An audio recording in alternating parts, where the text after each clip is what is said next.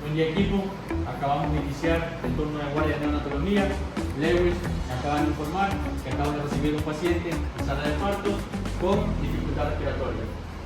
Dame el número, por favor. Sí, doctora, tiene.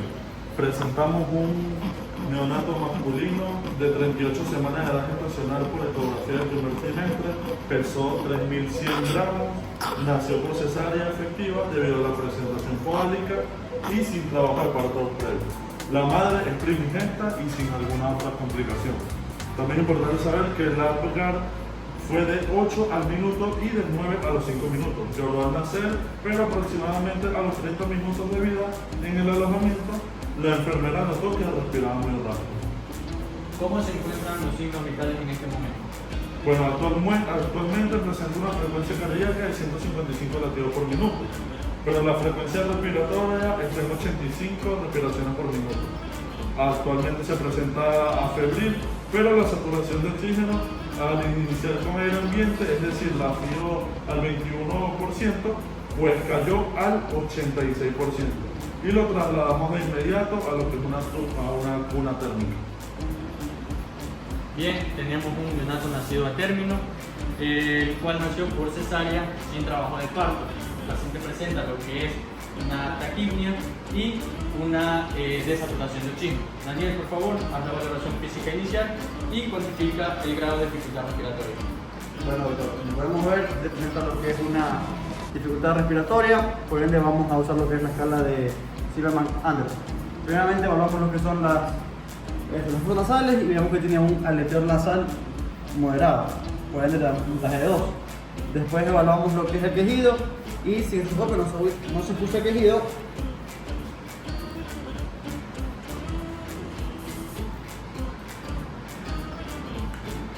con esteto, si se puede escuchar quejido, le damos una valoración de 1. Después tenemos lo que es el tiraje intercostal, podemos ver que también es leve, entonces también le damos 1 de 1. Y lo que es la rotación sifoidea, pues también se puede evidenciar una leve presión, también tiene un puntaje de 1. Por último, lo que es la situación toracoabdominal, pues podemos ver que es simétrica, por ende le damos un valor de 0. En total, la suma de todo esto nos da un valor de 5, significa que tiene una dificultad respiratoria moderada. Excelente valoración, Daniel. El cuadro clínico nos guía fuertemente un diagnóstico de una taquipnia transitoria del recién nacido. Tenemos aquí una saturación del 86% y una puntuación del Silverman-Anderson de 5. Leve, ¿qué dispositivo de oxigenoterapia nos sugiere y por qué? Bueno, debido a que es una taquipnia transitoria del recién nacido, yo recomendaría comenzar con CEPAP, porque el oxígeno solo no será suficiente para rescatar a este paciente. Bueno, leve, ahora justifica nuestra respuesta. ¿Qué logramos fisiológicamente con este CEPAP? Bien, recordando la fisiopatología de la taquipnia transitoria del recién nacido, es que todavía hay líquido dentro de los alvéolos de este paciente. Entonces, con esta presión lo que vamos a lograr es distender o abrir esos alvéolos para lograr con la presión sacar ese líquido que esté dentro del pulmón y así lograr una oxigenación y un cambio gaseoso correcto. En las indicaciones para el paciente yo diría que debemos comenzar con una presión de 5 centímetros de agua y también con un flujo de 5 litros. Además debemos darle una FiO2 al 30%, no al 100%, solo debemos tratar de la infección que se puede en este paciente. ¿Y existe riesgo al colocarle el CEPAP en estos momentos? Claro que sí. Al momento de colocar el CEPAP debemos tener cuidado de no ocasionar una lesión nasal. Además de que en el momento de que vamos a colocar esta presión positiva hay riesgo de que haya una distensión gástrica. Entonces lo que debemos colocar es una sonda orogástrica para así alcanzar esa elevación. Además de eso, decía que solo debemos tener una presión de 5 centímetros porque también podemos causar un neumotórax. Entonces siempre tenemos que estar vigilantes a no ocasionar y a poder recuperar al paciente si esto llega a suceder. Bueno, una vez colocado lo que es el CEPAP, ahora sí, Johan, tú estás a cargo del registro de la monitorización. Una vez colocado el dispositivo, ¿cuál crees que debe ser nuestro plan de seguimiento estricto? Bueno, a este paciente le vamos a dar una monitorización continua. Los niveles de oxígeno, la saturación de oxígeno los vamos a mantener en un rango entre 90 y 95 para evitar la hipoxemia y también asimismo tratamos de evitar la hiperoxia, que es el exceso de oxígeno puede causar daño al tejido pulmonar por exceso de radicales libres. Aparte de eso, le vamos a hacer seguimiento de lo que es la frecuencia respiratoria. Esperemos que de 85 baje en un rango entre 40 a 60. El esfuerzo respiratorio lo vamos a hacer en 1 hora o 2, de nuevo en la escala de Anderson-Silverman. Y la gasometría lo vamos a realizar también así mismo en 1 o 2 horas para revisar cómo está en sus gases arteriales. Aparte, si consideramos un fracaso en este CPAP, por ejemplo, si el Silverman sube a 6 o si la necesidad de FiO2 aumenta el 40%, pues ya podríamos estar pensando en ponerlo en ventilación mecánica. 2 horas después. Equipo, han pasado 2 horas desde que iniciamos la terapia con el CPAP.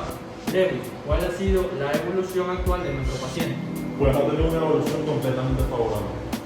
Después de la colocación del CPAP, su saturación de oxígeno ha subido al 94% y fuimos detectando poco a poco del oxígeno. Actualmente presenta una FiO 21% al aire ambiente y aún tiene la presión del CPAP para reclutar sus alveolos. Lo que es la dificultad respiratoria también ha mejorado muchísimo. Lo que antes era un Silverman Anderson de 5 ha bajado a 1, ya que solo se evidencia una leve represión intercostal. Después está perfecto. Perfecto. Esta rápida mejoría nos confirma aún más el diagnóstico de la taquimia transitoria del recién nacido. Entonces, lo que vamos a hacer es mantener esta presión, este soporte de presión para lograr que se elimine completamente el líquido de los pulmones y posteriormente pues seguir con el plan de manejo para retirar lo que es el CPAP. Para finalizar, realizamos una ronda rápida de conclusiones para evaluar nuestros aprendizajes del caso clínico de hoy.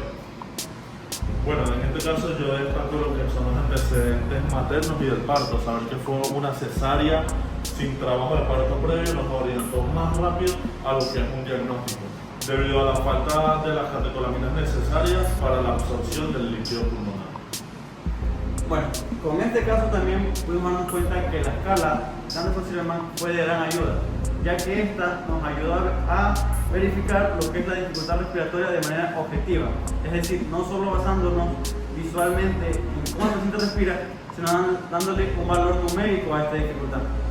Entender la fisiopatología del cuadro que tengamos enfrente nos va a permitir obtener o abordar de forma correcta a este cuadro.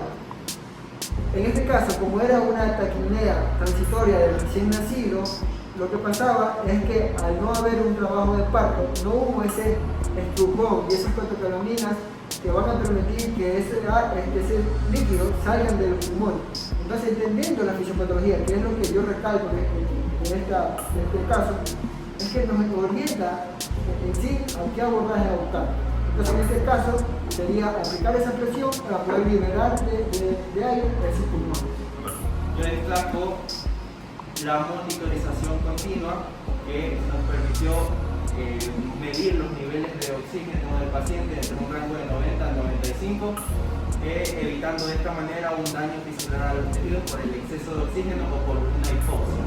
El manejo respiratorio neonatal consiste en comprender la fisiopatología, aplicar las escalas clínicas adecuadas y elegir las terapias más seguras y menos invasivas de forma escalonada.